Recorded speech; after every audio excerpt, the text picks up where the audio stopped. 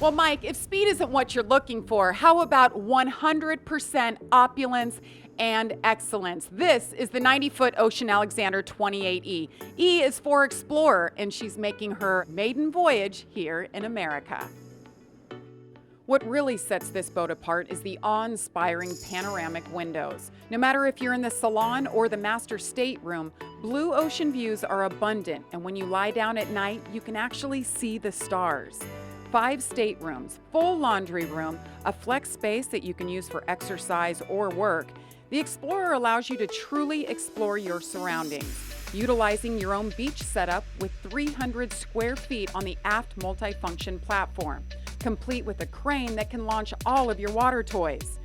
Full sliding doors on port and starboard sides of the salon, floor-to-ceiling glass, unobstructed views everywhere.